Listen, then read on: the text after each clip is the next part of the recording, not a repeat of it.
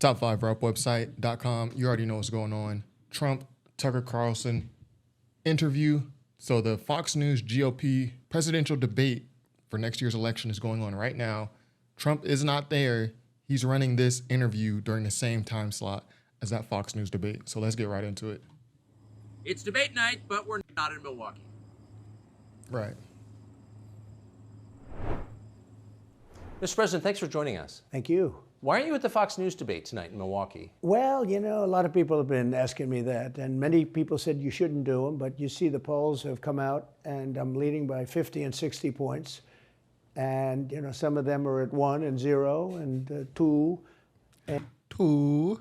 And I'm saying, do I sit there for an hour or 2 hours, whatever it's going to be, and get harassed by people that shouldn't even be running for president? Should I be doing that? And a network that isn't particularly friendly to me, frankly. You know, they were backing Ron DeSanctimonious like crazy, and now they've given up on him. I mean, it's a lost cause.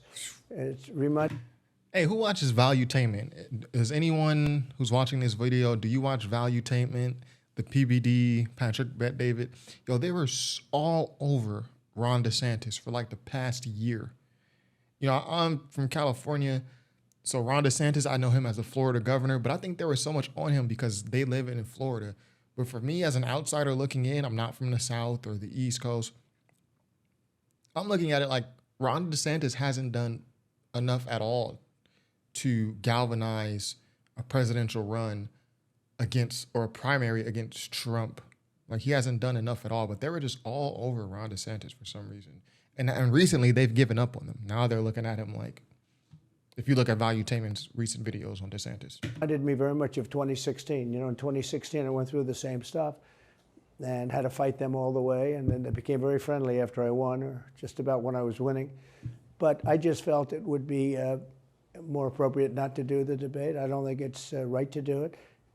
If you're leading by 50, 60, I have one poll, I'm leading by 70 points, and I'm saying, why am I doing it? And I'm going to have 8 people, 10 people, whoever made the debate, I don't know how many it is, but I'm going to have all these people screaming at me, shouting questions at me. And that makes sense. If you're a fan of the NFL or sports in general, you'll have certain athletes, like in the NFL, for instance, you have the NFL Combine, right?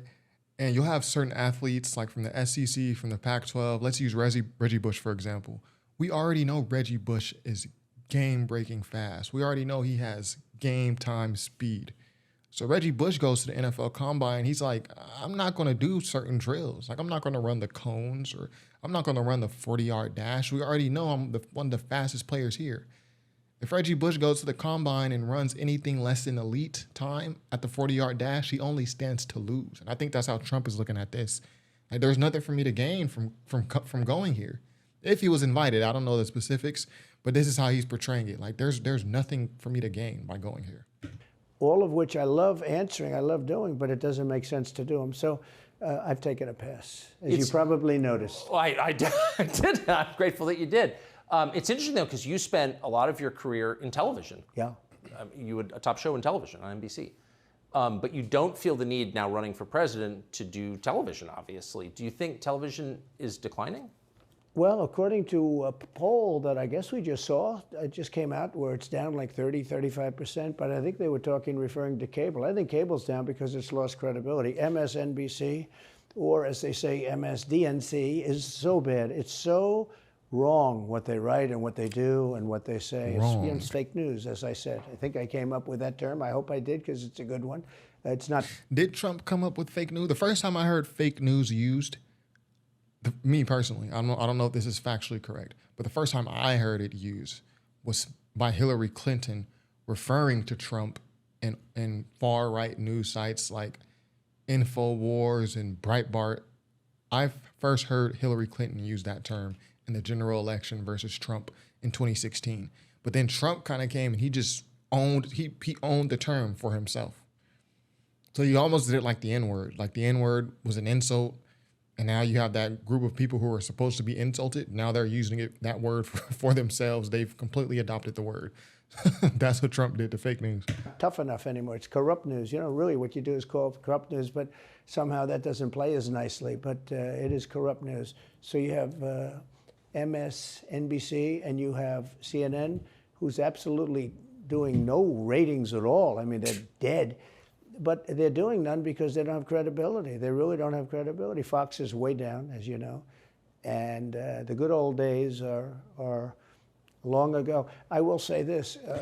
And before Trump goes on, I'll say, like, think about how much views and ratings that Fox News is losing by not having Trump here at this debate. This is Trump is far and away the most popular nominee for presidency in the GOP. There's no one even close.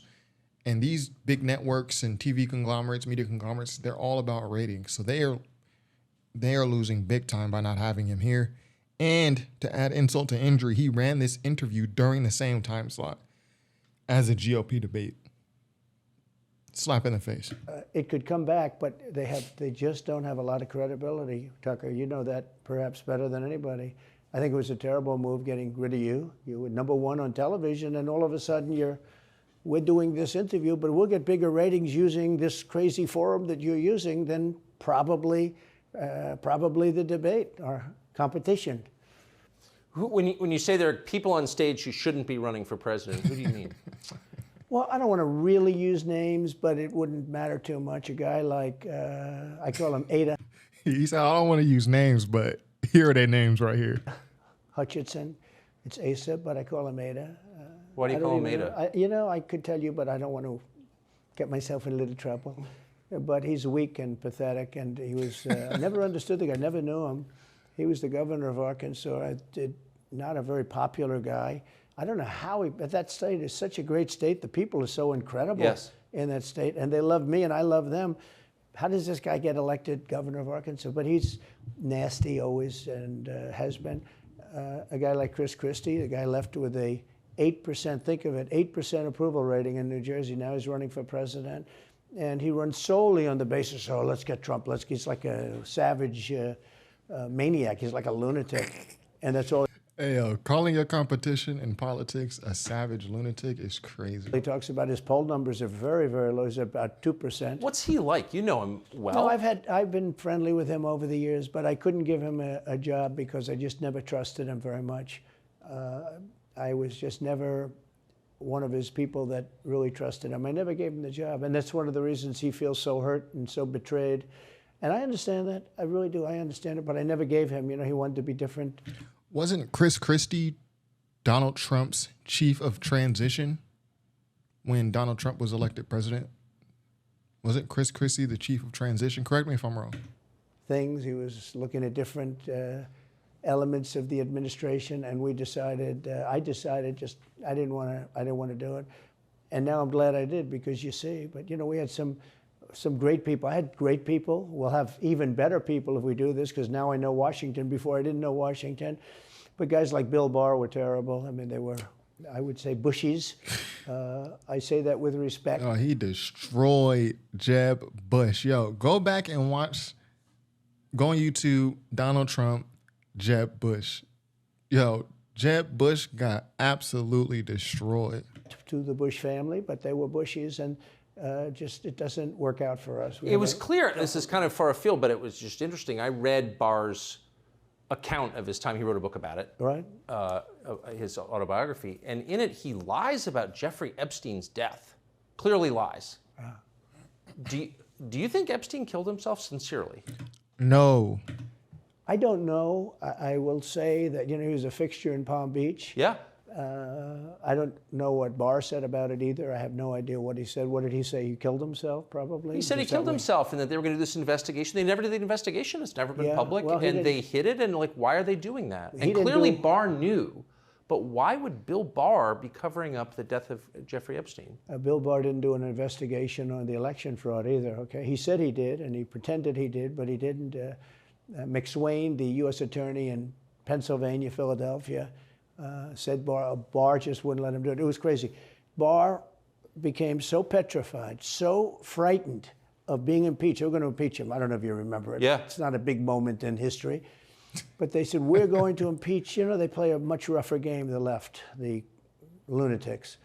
And they were going to impeach Bill Barr. And he was petrified. Now, how do you not get impeached? Don't do any of this stuff. But he didn't do the job there. I don't know what he did with Epstein, but possibly he didn't. Do you think it's possible that Epstein was killed? Oh, sure, it's possible. I mean, I don't. Yes, if you don't know the Jeffrey Epstein story, Jeffrey Epstein, Ghislaine Maxwell, all the freaky stuff that was going on there, the disgusting pedophilia that's alleged was going on there, right? I don't even know if it's just allegations anymore. I don't know if it's just been completely confirmed. But yeah, it's some very strange things going on here. The thing about the Republican Party, I don't identify as a Republican. I vote independently. That's how I'm registered. But the Republican Party, they know like the hot topics that their audience cares about. You know, LGBTQIA issues. I don't even want to call this Epstein stuff a conspiracy, but things like this, the Epstein, they know like the hot spots where they can activate their crowd. I don't really believe. I think he probably committed suicide. He had a life with, you know, beautiful homes and beautiful everything, and he all of a sudden he's incarcerated and not doing very well. I would say that he did, but there are those people. There are many people. I think you're one of them, right? But a lot of people think that he was killed. He knew a lot on a lot of people. He was killed. Yes. You think so? I think the closer you look, I'm not a conspiracy person at all. I believe. And that's what I'm saying. I don't want to call this a conspiracy because there's just so. You can't call this a conspiracy, man. That's like downplaying the facts. Everything I hear. But yeah, the closer you look into it, I mean, the Attorney General of the United States, your Attorney General, clearly lied about the Epstein death. Yeah, and he was. Why? He was certainly. It wasn't well done. They had no cameras. They had no anything. Everybody was sleeping, and you know, a case could be made. Look, I'm not going to get involved in it, but I can tell you, a case could be made either way. But it certainly wasn't the most well-run place. So the reason I'm asking you is I'm looking at the trajectory since 2015 when you got into politics, you know, for real, and then won. It started with protests against you, massive protests, organized protests by the left, and then it moved to impeachment twice, right? And now indictment. I mean, the next stage is violence. Are you worried that they're going to try and kill you? Why wouldn't they try and kill you? Indictment, imprisonment, and then assassination. That's up there. Trump wouldn't be the first president that's been assassinated. We've had at least two: Lincoln, Kennedy. Honestly, they're savage animals. They are people that are sick, really sick. You have great people in the Democrat Party. You have great people that are Democrats. Most of the people in our country are fantastic, and I'm representing everybody. I'm not just Republicans or conservatives. I represent everybody. I'm the president of everybody. But I've seen what they do. I've seen the lengths that they go to. When they make up the Russia, when that's exposed and they go down, and Barr should have gone after them, and other people should have gone after, and they did very late, because the Durham report came out. It was fairly good. It could have been a lot tougher, I guess, but it was fairly good. But it explained how corrupt it was. I'll tell you who did a great job was the Inspector General Horowitz. He did a phenomenal report. You didn't have to go to Durham. He did it on Comey and on, I guess, McCabe and some others, and it was a vicious, it was basically a true report, how bad they are. But these people are sick people. These are people that I think they hate our country. You want to know the truth. When you see open borders, when you see these policies that they have, and so many other things, it's so sad to see. You know, we have a country that's very fragile right now. I've never seen... Like I said, the GOP, they know how to sprinkle in the hot topics that their base truly cares about, passionately cares about. The things their base is passionate about, you know, like this Epstein thing they just mentioned, the LGBT stuff, which I don't know if they're going to get into it in this interview. Open borders, like that's one thing about the Republican Party. They know how to sprinkle that in to activate their core audience. I will say, look, I ran in 16, which was 15, but I ran in 16, election in 16, and there was tremendous spirit. In 20, there was even more spirit. We got millions and millions more votes. You know, it wasn't even a contest. People said, well, what'd you think of 20? I said, we did much better. We did. You got to base it on the number of votes. We got many more votes in 20 than we did in 16. But the election was rigged. It was a rigged election. But Trump, you still on this? You still on the rigged election stuff? And with COVID, they use COVID to cheat in a lot of different things, and we have so much on it. It's like so easy. But we had judges that didn't want to look. We had people didn't want to get involved. They called you, he's a conspiracy theorist if you say anything about the election. But I have never seen spirit like there is right now. Even coming down here, just the people on the road that are just absolutely going crazy. And the reason is, I think they like me, and I know they love my policies. I hope they like me too. You know, a lot of people say they don't like me, but they like my policies. I think they like me. But I have never seen spirit like it is right now. And the reason is because crooked Joe Biden is so bad. He's the worst president in the history of our country. Oh, he's worse than Obama now? Because you know the GOP, they hate Obama. So Joe Biden, the nickname for Joe, it went from Sleepy Joe to now Crooked Joe. I also think Biden was pretty terrible. I didn't vote for the guy. You know, and in my voting history, it leans more Democrat, but I can't vote for Joe Biden after what he's done. Like with the 94 crime bill, his work with segregationists, busing, like I would never vote for Joe Biden. I don't think Kamala Harris either. You can't get my vote either. Sorry. He's going to make it to the gate, but you know, you never know. But he's a corrupt person, so corrupt. He said he don't think he's going to make it to the gate. Trump said he's going to die soon. That's crazy. That I took the name off Hillary. You know, I don't do two people at one time. I took the crooked Hillary and I retired the name. That was a good day for her. I bet she was very happy. And I used it for Joe because it's crooked Joe. But Joe is really... But you don't think he's going to make it to November of 24? Well, I think he's worse mentally than he is physically. And physically, he's not exactly... a triathlete or any kind of an athlete. You look at him, he can't walk to the helicopter. He walks. That's not funny. It's not funny. You know, he's of old age right now, but Trump is a comedian, man. He can't lift his feet out of the grass. You know, it's only 2 inches at the White House, right? That's not a lot. But you watch him, and it looks like he's walking on toothpicks. So, and then you see him on the beach where he can't lift a chair. You know, those chairs are meant to be light, right? They're like 2 ounces. You lift them up. He can't lift the chair. He can't walk to the chair. And I don't know what they're doing with the beach. You know, this beach is seeming to play a big role, but they love pictures of him on the beach. I think he looks terrible on the beach. Yo, you think he looks terrible on the beach? Terrible on the beach. Skinny legs. Well, he can't walk through the sand. You know, sand is not that easy to walk through, but when he walks through it, he can't walk through the sand. And there's somebody in there that thinks he looks fabulous at the beach. I think he looks horrible at the beach. Plus, the beach doesn't represent what a president's supposed to be doing. You're supposed to be working. You're supposed to be getting us out of that horrible, horrible war that we're very much involved in with Russia and Ukraine. You could do that. You could do that very easily. I believe you could do that I don't believe he could do it because he's just incompetent.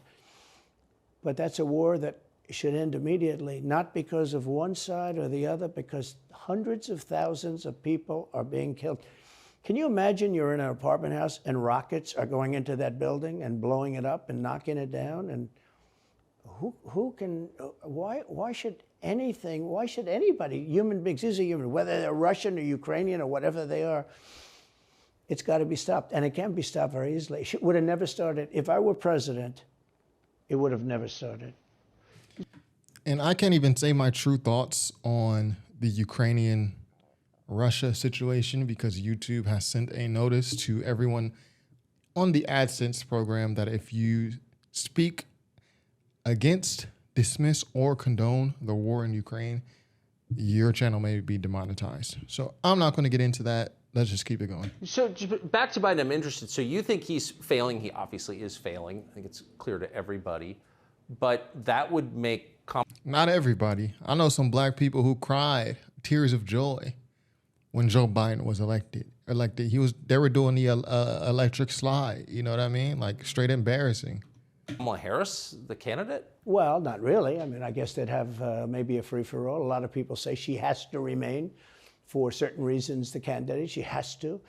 Not voting for Kamala. Don't even run her, bro. She's not going to win. It's true, actually. I don't think that other people would stand for it. She has some bad moments. Her moments are almost as bad as his. I think his are worse, actually. Yeah. But she seems pretty senile, too.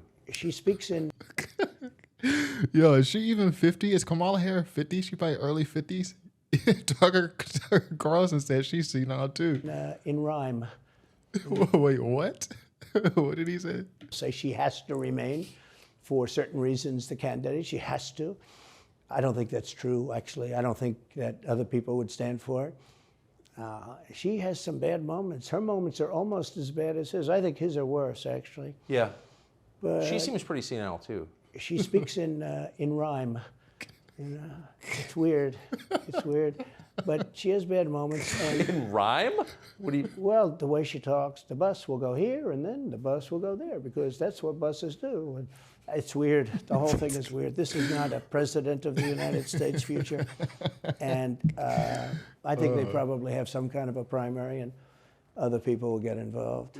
For the Democrats, I think they want to run Gavin Newsome. I think that's their thing. I think we'll see like Kamala, like if they do a free-for-all, like if Biden is not allowed by the DNC to come back out to serve a second term, I think the DNC, I think the Democratic Party, I think they're going to push for Gavin Newsome because I don't think this is a good idea, but this is what I think they'll do. And I think they'll push for Kamala Harris. The one thing that was shut, and I'm able to look at this a little bit unbiased because I'm not a Republican or a Democrat. The one thing that will shut the Republicans completely out, probably for the next 8 years, for the next 2 terms, is if Michelle Obama decides to run. The Republican Party, you're not beating Michelle Obama, period. That's just not happening. She's just way too popular. The Obamas were way too popular. She's going to have the women of color behind her, LGBT. She's going to have all this stuff behind her. And she is going to, it will be a very easy 2-term victory, like Obama. Obama beat the crap out of McCain. He beat the crap out of Romney in the elections. I think the DNC, they want to run Gavin Newsom. And again, I told you I live in California. There is like a huge chunk of people in California who don't like Gavin Newsom. If you go to more conservative parts of California, even here in Southern California, there's a couple conservative pockets.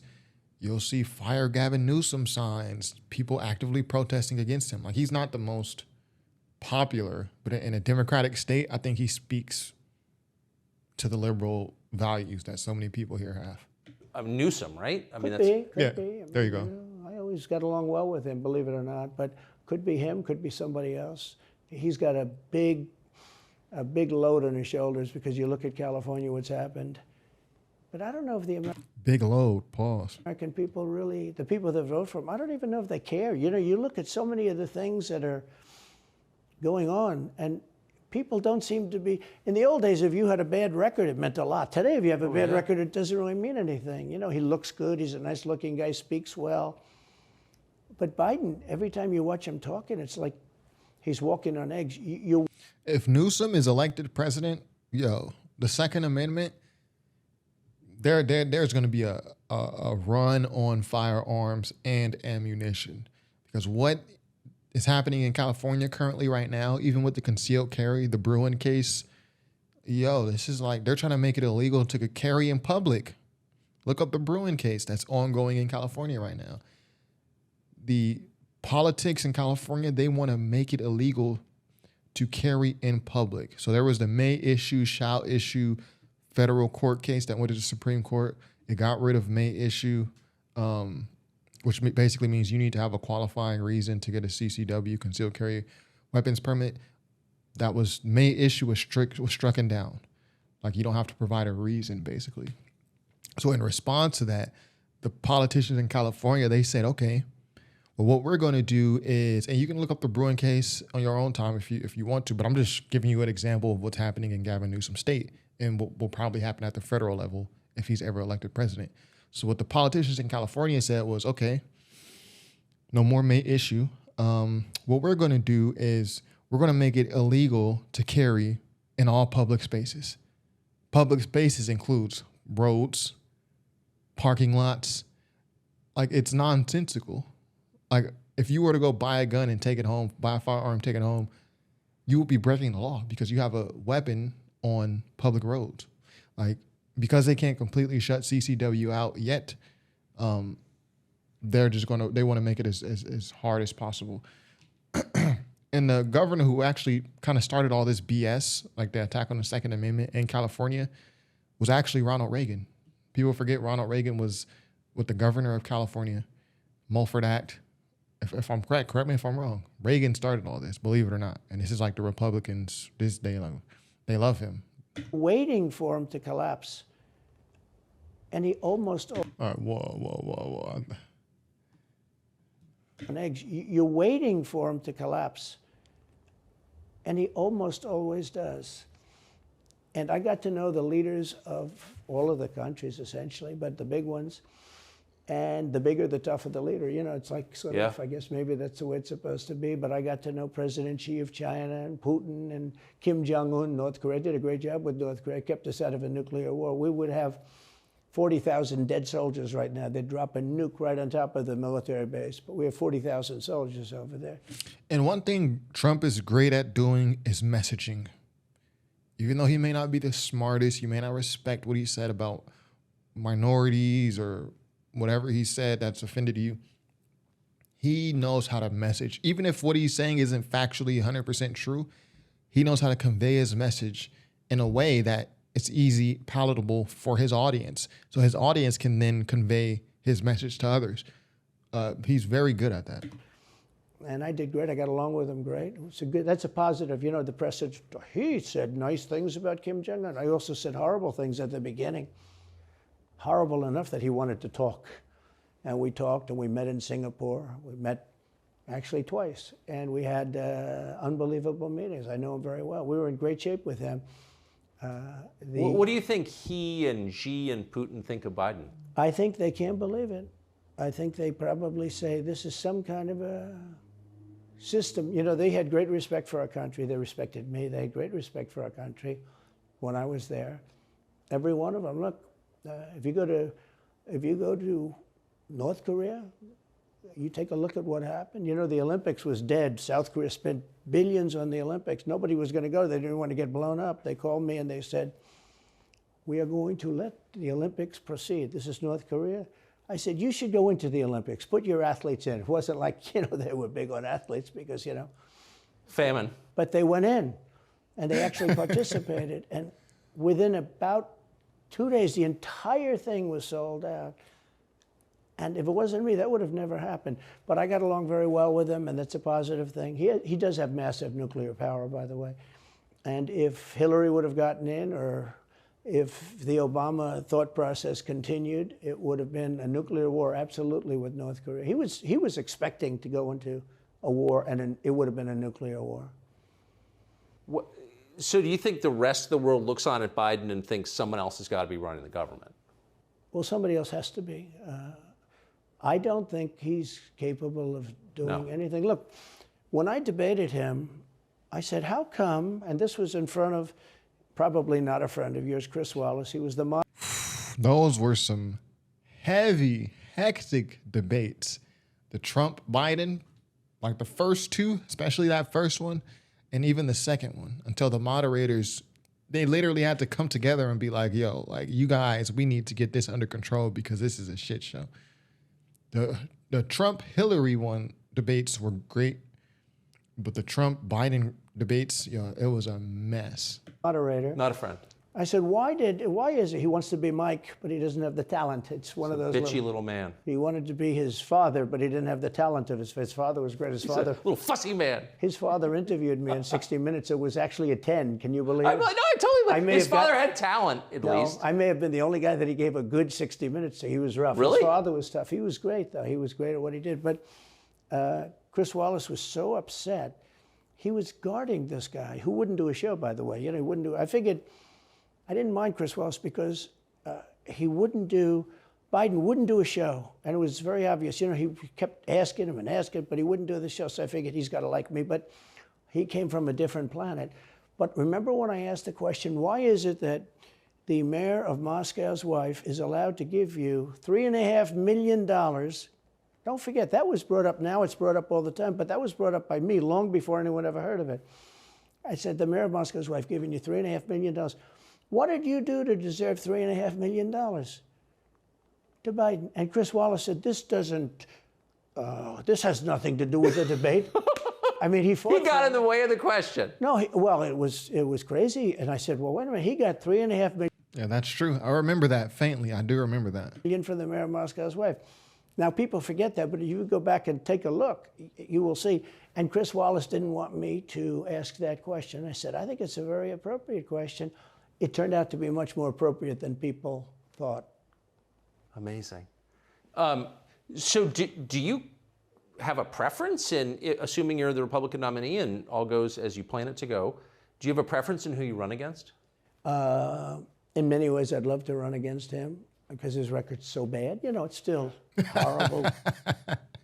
Y'all would love to run against him. Easy W, easy W. When you look at inflation and everything else, but others also have very bad records. I mean, California's a bad record, so, you know, should it be Gavin or should it be somebody else?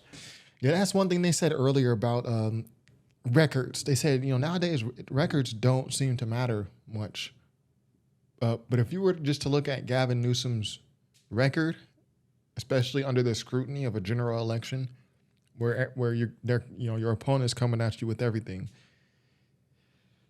the record Gavin Newsom is that's not a great record. When I look at San Francisco, what's happening? Right. Look at L.A. It's homelessness. San Francisco. It's like the night of the living dead. Like you go to the Tenderloin district, and no disrespect to those people, I'm just saying what it looks like. It's like zombies, bro. Like it's unbelievable the way San Francisco is. And I lived in San Francisco for about 6 months for my graduate program. It's unbelievable. I mean, beautiful city. If you were just to take away all the people and cars and just look at the landscape, beautiful. It's only about 7 miles north and south, 7 miles east and west. Small, but it is some desolate homelessness like you've never seen in San Francisco. Oakland as well is similar, and LA is getting to that point. Into that incredible city. That was one of the greatest cities in the world just a short while ago, and now it's very sad when you look at it. Los Angeles. There you go. I just said those two. I added Oakland too. Oakland is, is just as bad, I think, now. Every city, practically, all the Democrat-run cities. Republican-run cities are doing very nicely because they arrest people when you have crimes. And they don't go after political candidates because they think it's good. I mean, it's been amazing. My poll numbers are the highest I've ever had. But because people understand it. Can I just ask you, that yes. gets back to my original question. So if the protest didn't work, you got elected anyway. Yeah. Impeachment didn't work twice, obviously. Indictment is not working. Your poll numbers go up. When they raided Mar-a-Lago in August of last year, your numbers went up. They can indict you 20 times, and you're not gonna lose the Republican primary because of that. Well, so it makes it look even more ridiculous. I mean, the 4 indictmments, and maybe there'll be more. I don't know. These people are crazy. But they're counterproductive. So if you chart it out, it's an escalation, is what I'm saying. Yeah. So what's next after, try to put you in prison for the rest of your life? That's not working. So, don't they have to kill you now? I think the people of our country don't get enough credit for how smart they are. And I'm not sure I would have said this. And when Tucker said that, if you listen with headphones, when Tucker said, don't they have to kill you next? Trump took a big gulp, almost as if he fears that. So what's next after, trying to put you in prison for the rest of your life? That's not working. So don't they have to kill you now? I think the people of our country don't get enough credit for how smart they are. And I'm not sure I would have said this 10 years ago, but they get it. They really get it. When somebody gets indicted, your poll numbers go down. When somebody gets indicted, you announce, ladies and gentlemen, I'll be leaving to spend time with my family and to fight for the rest of my life on this stuff. But you're out of politics. I got indicted 4 times. All trivia, nonsense, bullshit. It's all bullshit. It's horrible when you look and you look at what they're doing. The boxes hoax, I'm covered by the Presidential Records Act. I'm allowed to do exactly that. He's not covered, and he's got 25 times the number of boxes, and he's got them stored in Chinatown. He's got them stored in a flimsy garage underneath his Corvette at Penn. And by the way, at Penn, he gets millions of dollars. China pays this guy millions of dollars. See, I think he's the most corrupt president we've ever had. And he also has the distinction of being the most incompetent. And I believe both. I mean, he's both incompetent and corrupt. So and who I is running the actually government? believe he's compromised because China knows so much about him. They know where the money comes from. They know where it is, who paid it, and they probably paid it. Well, they do pay Penn, and he gets $1 million. I think he takes $999,000 because, keeps it a little bit under $1 million, like by $1. But he, in many ways, is a Manchurian candidate. We have a Manchurian candidate, and he's afraid to tell Russia to get out of Cuba. He's afraid to tell China to get out of Cuba. He's afraid. China now is building, think of this, China is building military installations in Cuba. The Cuban population. Is that true? Post in the comments. Is that true? I don't want to fact check throughout this whole interview, but is that true? Of Miami is not too happy because they're never going to be able to go back. And you don't even hear about it. And the worst culprit is the press, the media, because normally, when I first heard that China's building installations in Cuba, and installations means military installations, okay, they said just some communication. They did that on the islands with Japan. They took the island, they started this massive construction, and they told everybody, including the Japanese have to be very careful. They told everybody that this is a housing development. They're going to build a housing development. And I said, how come the runway is 20,000 feet long? Private jets need 4,000 feet. They don't need 20,000 feet. The big ones need 20,000 feet. They don't even need 20. And I looked at the runway. I said, that's the largest runway ever built, both in width and length,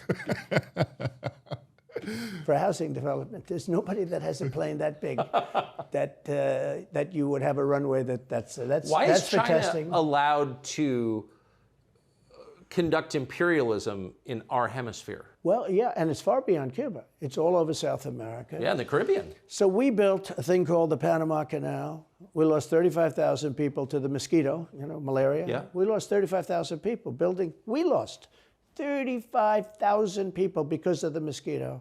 Vicious. They had to build under nets. It was one of the true great wonders of the world. As he said, one of the 9 wonders of the world. No, it was one of the 7. It happened a little while ago, It says 9 wonders of the world. You could make 9 wonders. He would have been better off if he stuck with the 9 and just said, yeah, I think it's 9. But this is one of the true 7 wonders of the world. And you take a look at the Panama Canal. It was such an incredible engineering marvel. We sold it under Jimmy Carter. We sold it to Panama for $1. The following day, they quadrupled the amount of money that ships had to pay to get across. They didn't lose one ship. And now they've made it much bigger, and now they've widened it. They've doubled it, right? They've more than doubled it. And it's one of the most profitable things. Any time it's just incredible, right? We gave it away for $1.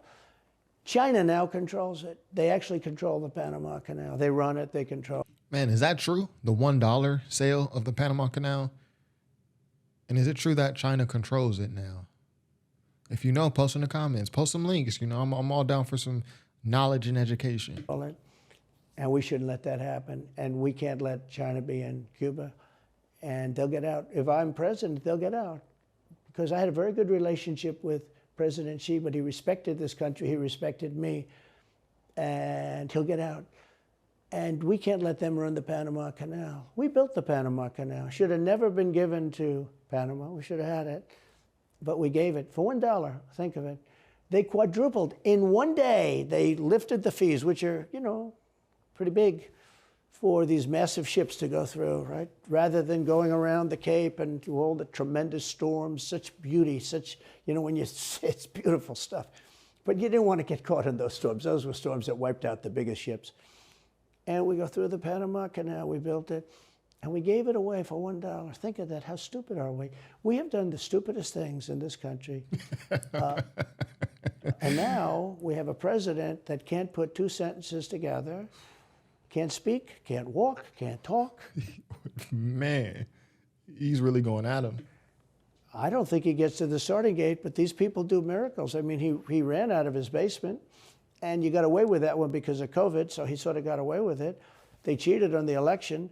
But you have people that are very smart, but they're fascists and they're radical left lunatics, and they're destroying our country with the all-electric cars and the windmills all over the place, which, by the way, don't work, and they're all, most of them made in China. For the most part, they're made in China.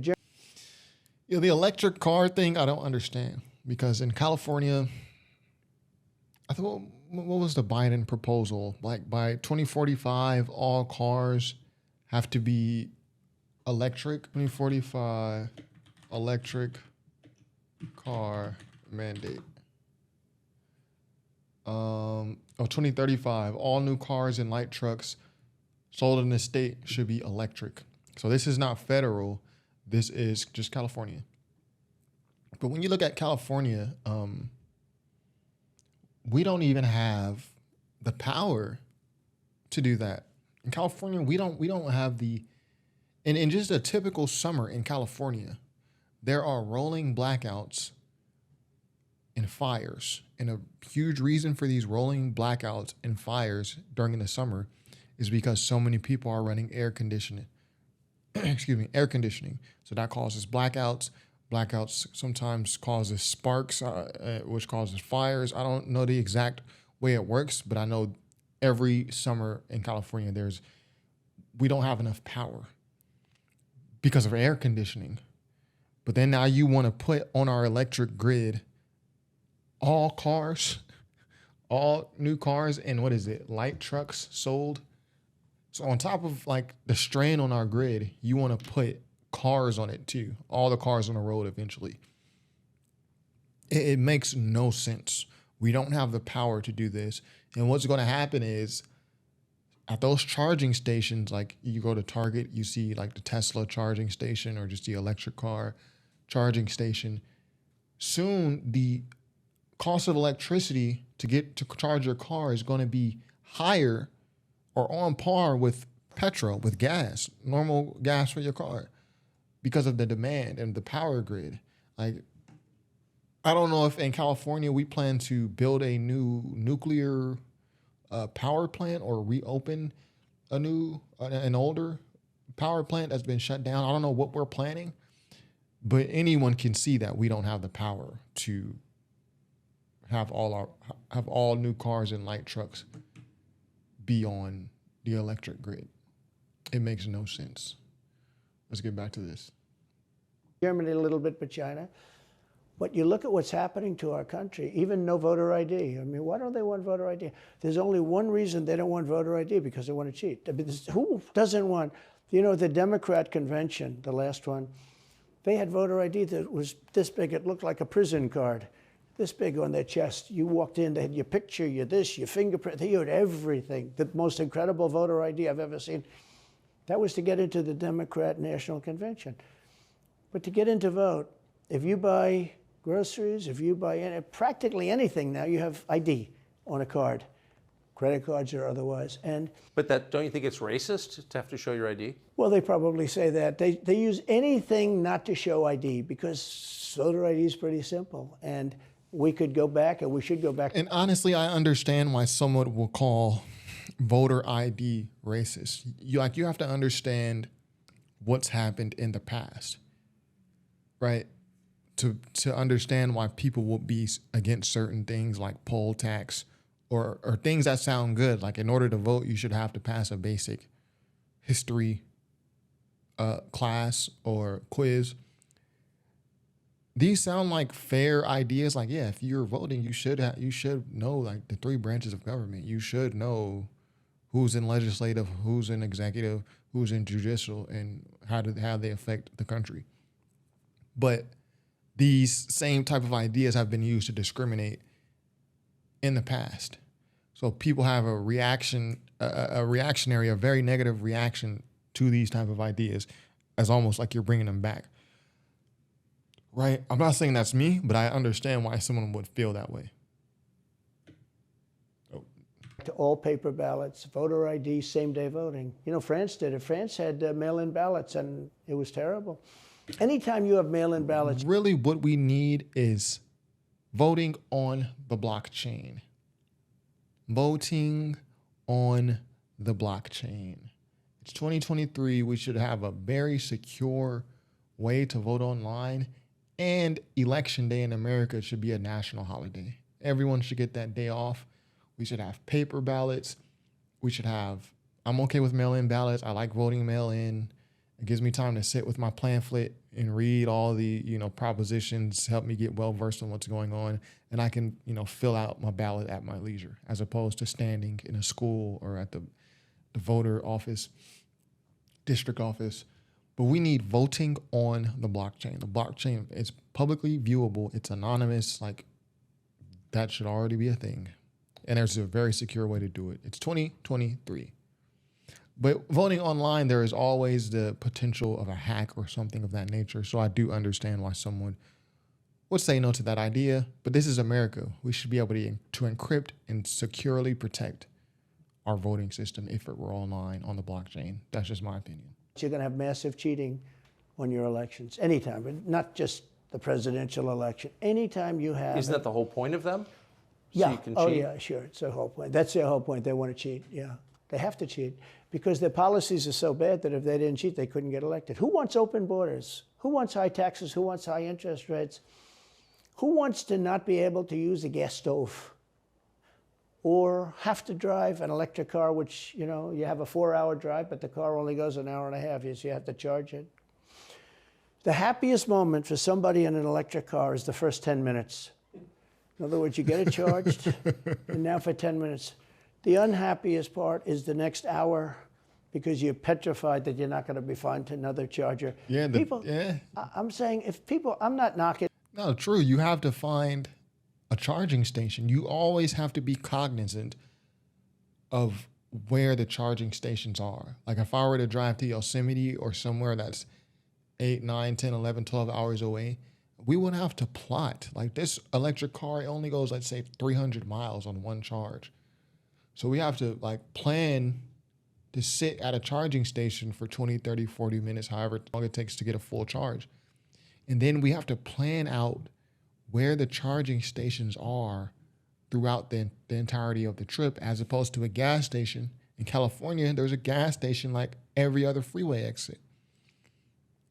You really have to plan it out. And this is California, where we probably have way more charging stations than the average state, right? We probably have way more charging stations than the average state. So somewhere like Montana or Iowa or something,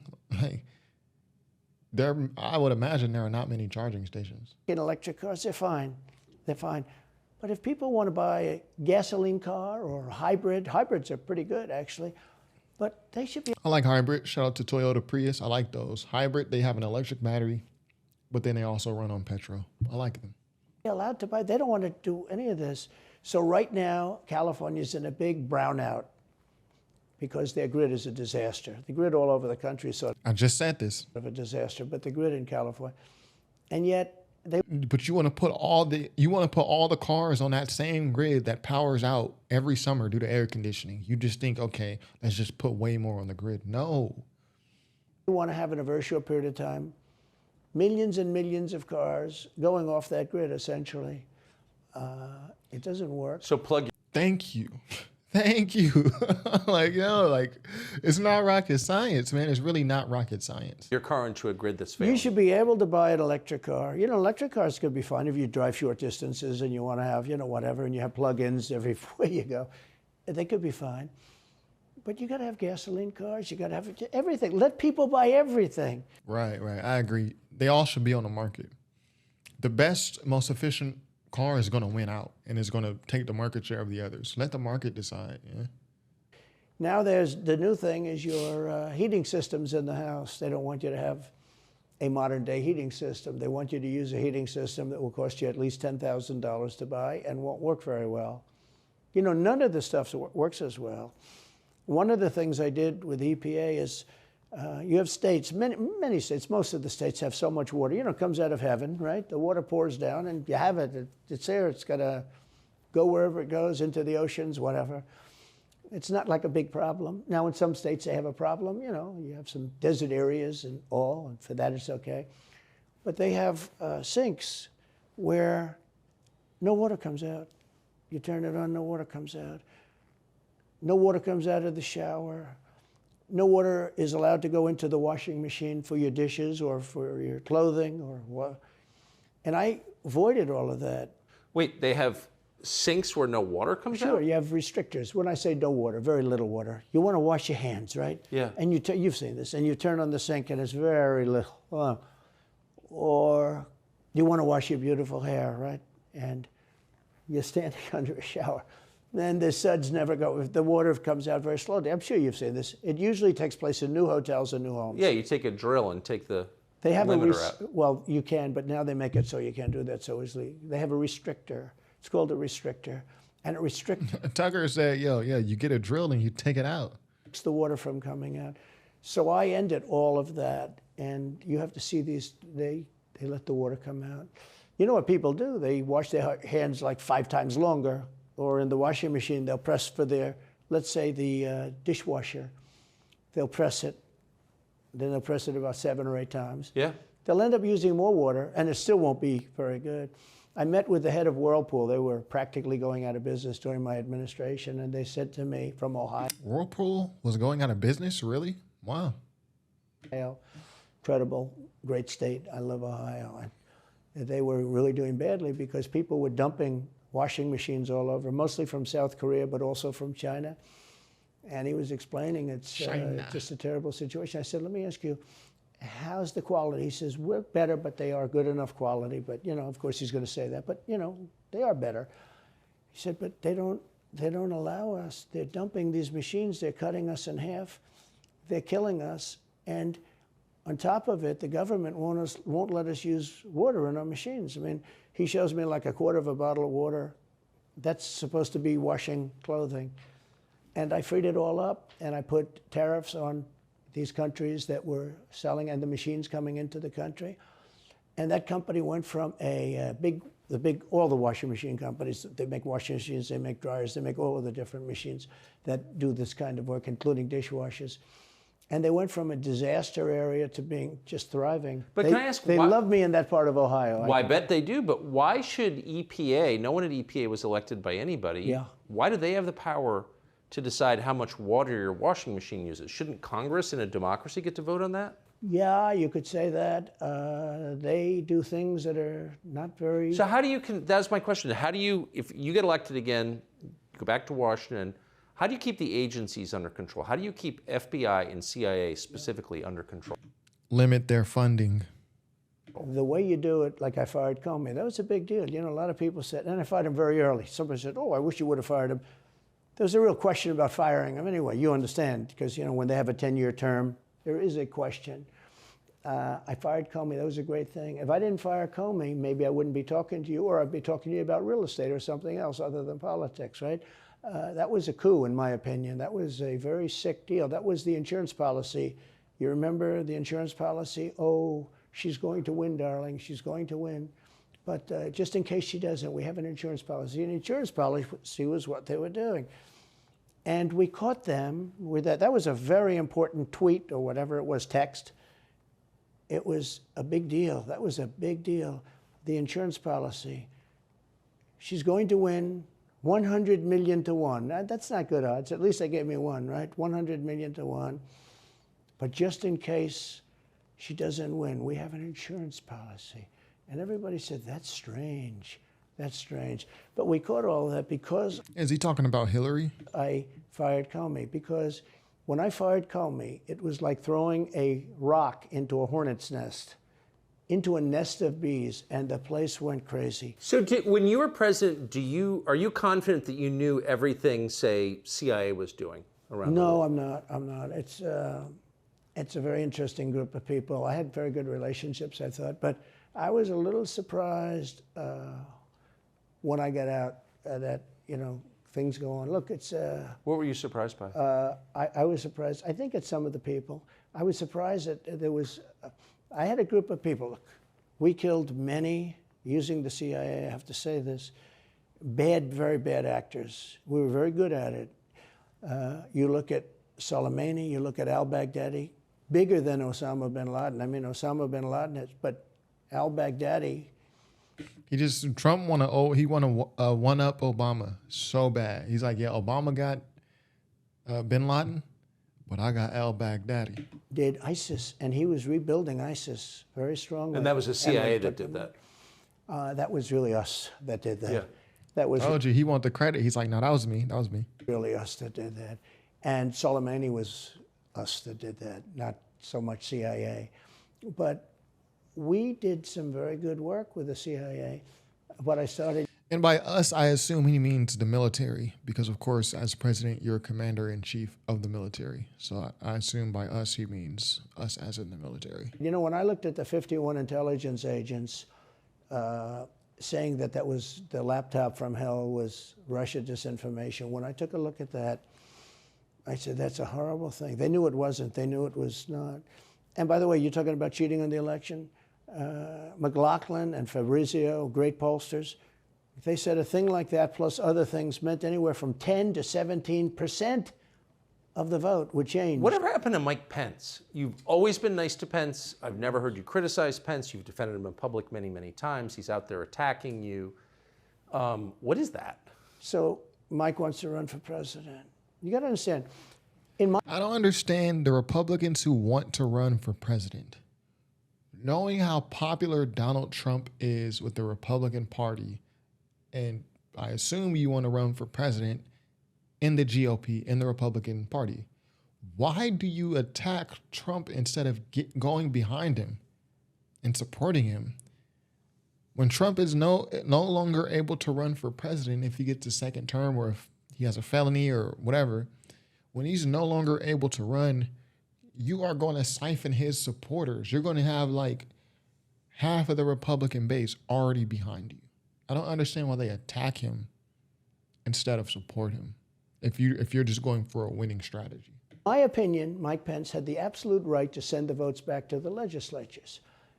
The Democrats and everybody said, you don't have the right. In other words, what I said, is he a human conveyor belt? You mean if he finds fraud in Pennsylvania, in Georgia, in any of these states, Arizona, he has to send them to Mitch McConnell, right?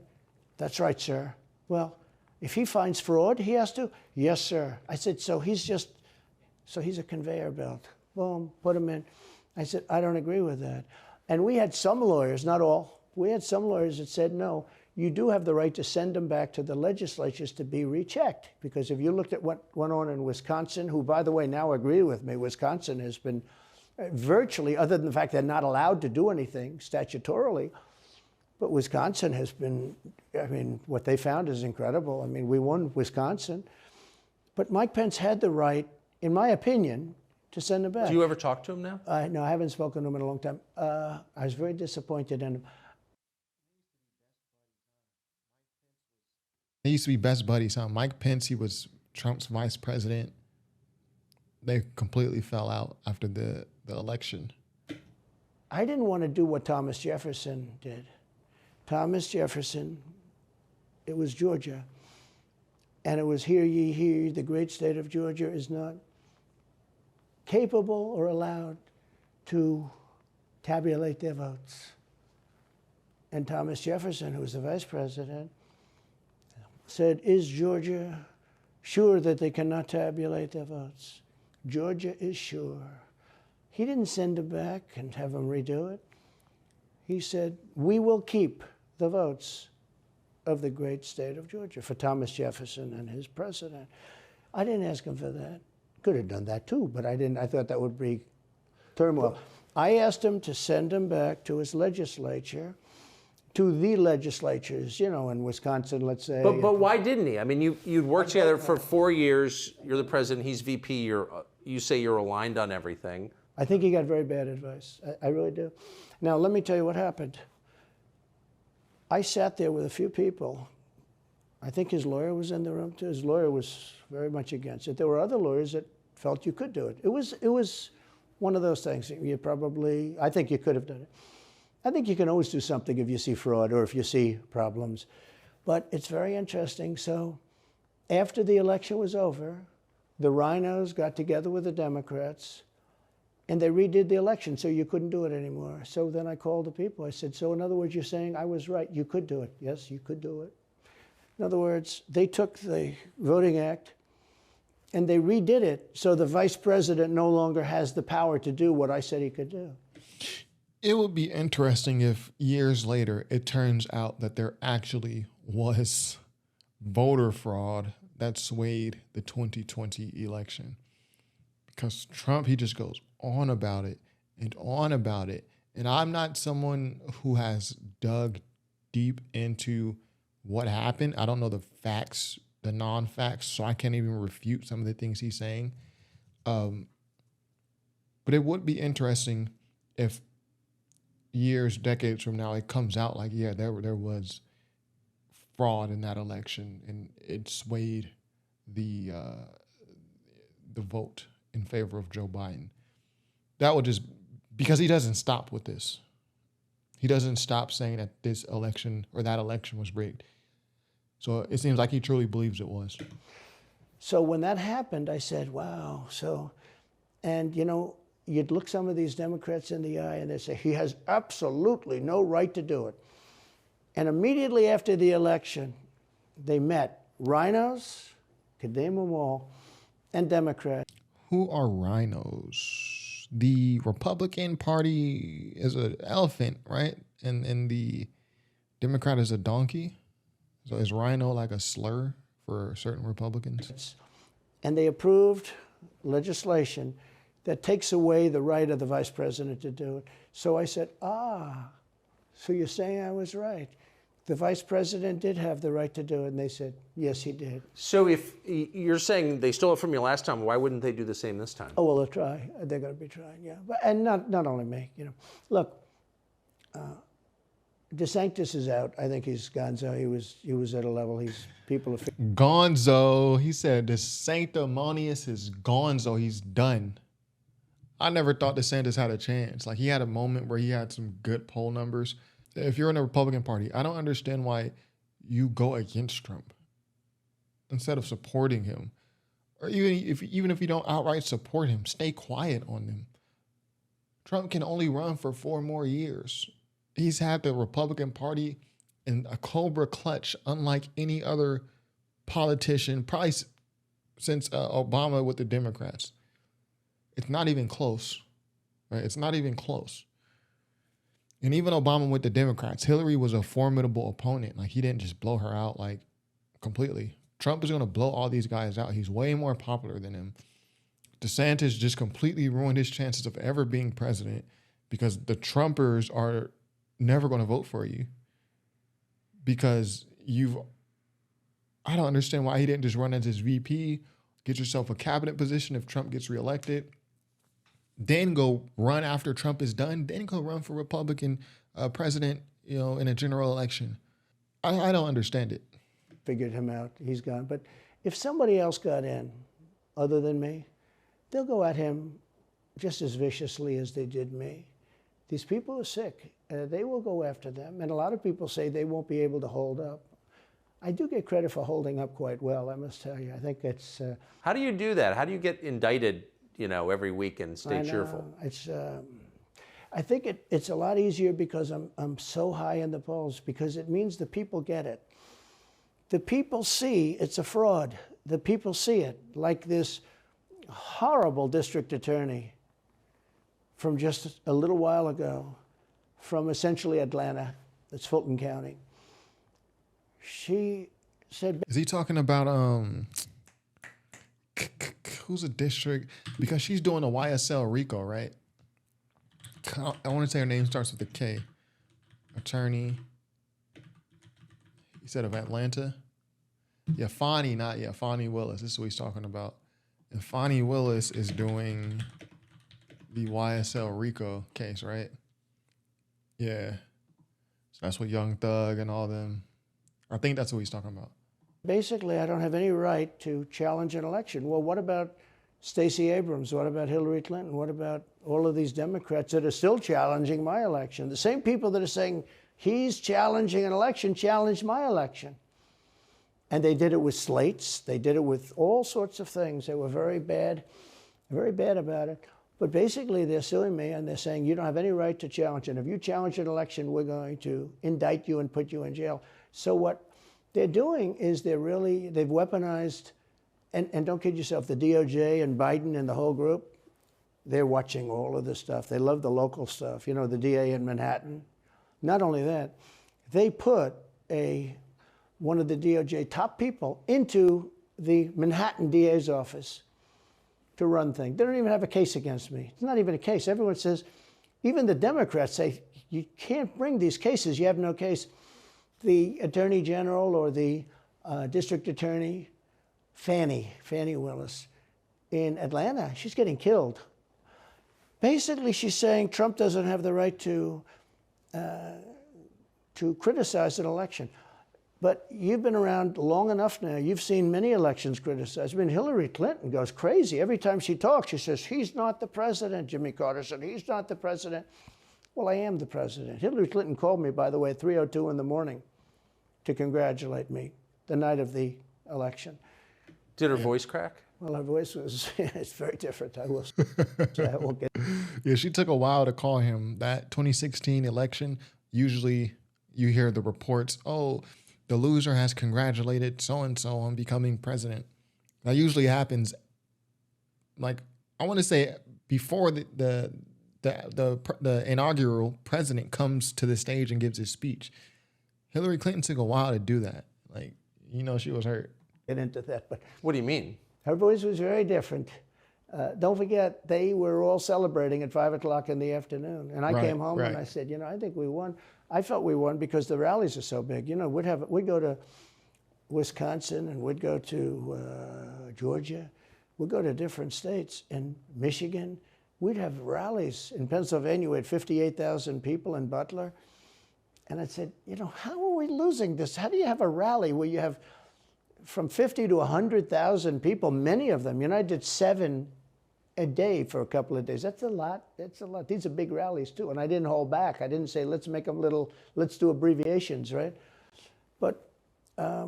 But they challenged this stuff. Yeah. Hillary called me up and conceded. Now, the word is that Obama said you have to do that.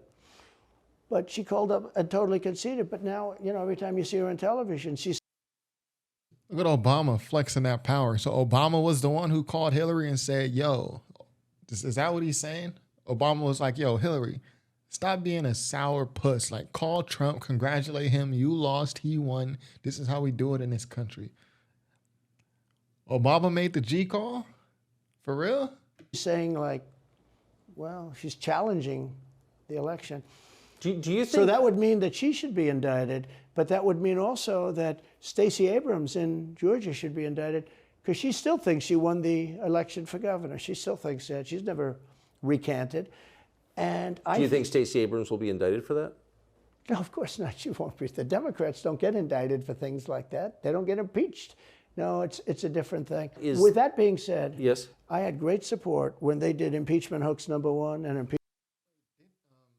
Didn't Stacey Abrams lose to Herschel Walker? Herschel Walker. I know y'all can hear my keyboard heavy. I got a new Keychron K8.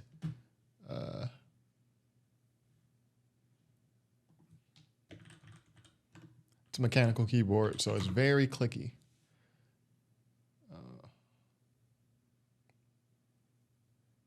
Okay, I don't want to spend too much time. Did he win?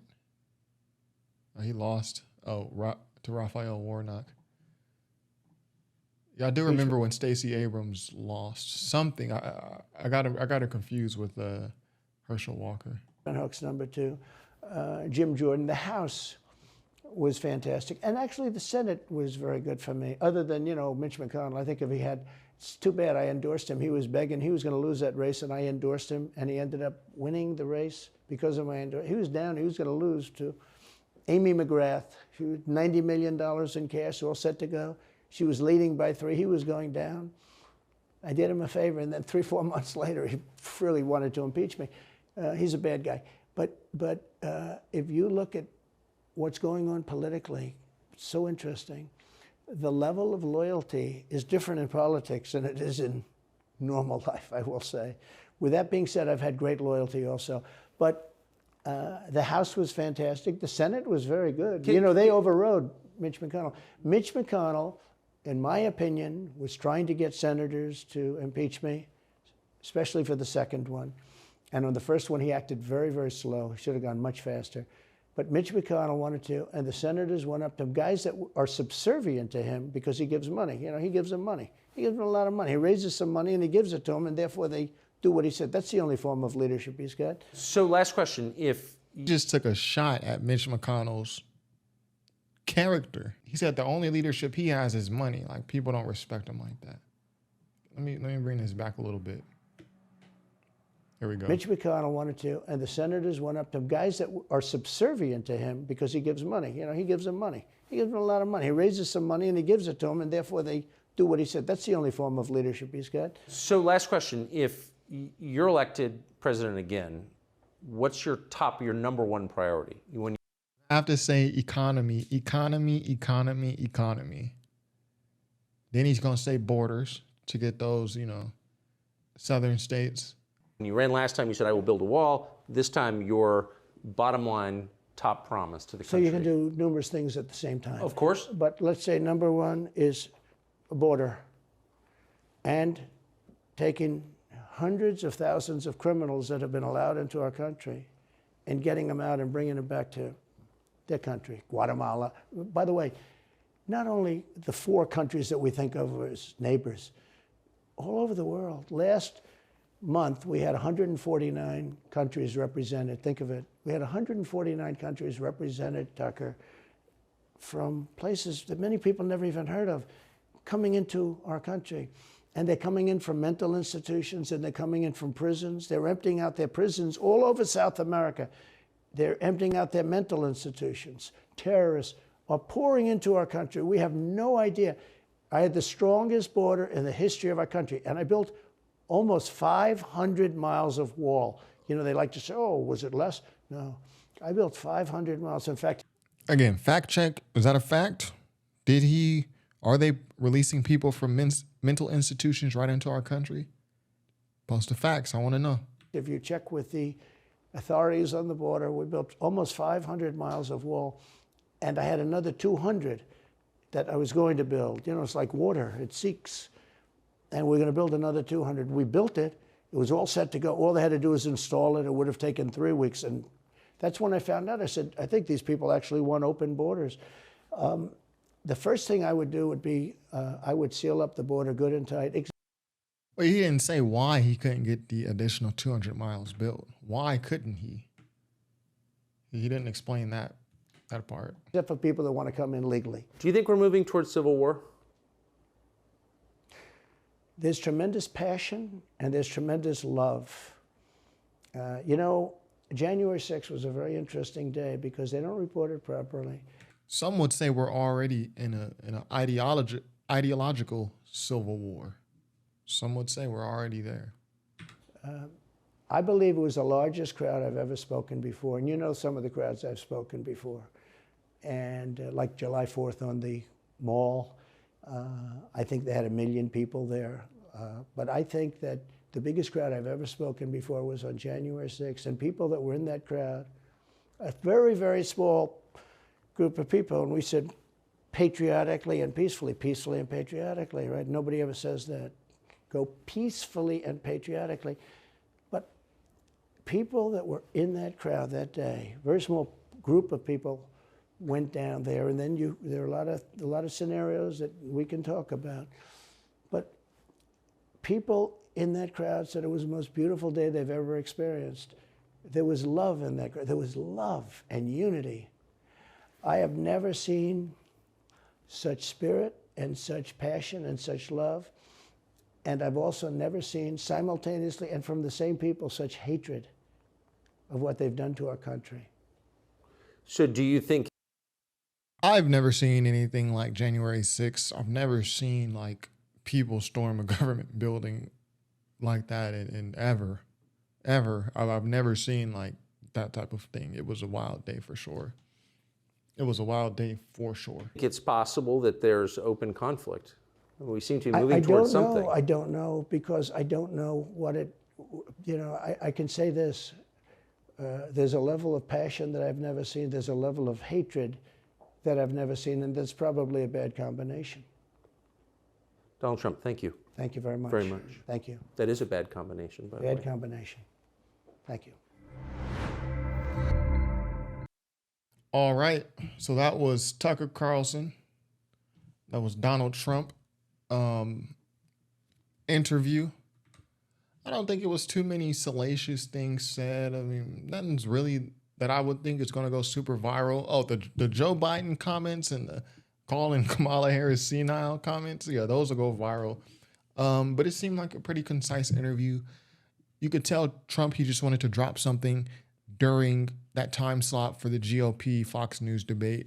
Again, like I said, during the reaction, I don't understand why people run. If you're a Republican, I don't understand the concept of not supporting Trump. You're losing out on so many potential current and future voters because he is such a large, he controls, like, one person controls at least half of the Republican Party in total. So I don't understand not supporting him. I don't understand, like, DeSantis attacking him or coming after him when you can just play the back until if he does get elected, he gets his little one term, you play the back, but then you're up next in the Republican Party. Like, Trump's voters are going to be on your side once Trump can no longer run. I don't get it personally. Again, I independent voter. I'm not registered for either party. I may register. Well, sometimes when the Democrats are running, I'll register because I think you have to be a registered Democrat to vote in the primaries. So I'll do that. That'll be the time that I'm registered. But other than that, I'm pretty independent. But what did y'all think of this interview? Tucker Carlson, Donald Trump. What did I miss during this GOP Fox News debate? I heard Vivek Ramaswamy had a couple great moments. Did I miss anything important? Let me know. I don't think any of these other Republicans stand a chance against Donald Trump. I mean, they're going to have to wait until he bows out of politics. Then they get their chance. But even then, all the attacks that you made towards him, Trump voters are going to remember that. Like, you're going to have more trouble than if you would just kind of play back. Maybe not fully support him, but just, like, not be an attack dog. But anyways, that's my opinion. Be sure to subscribe if you have not already. Top5rapwebsite.com. Peace.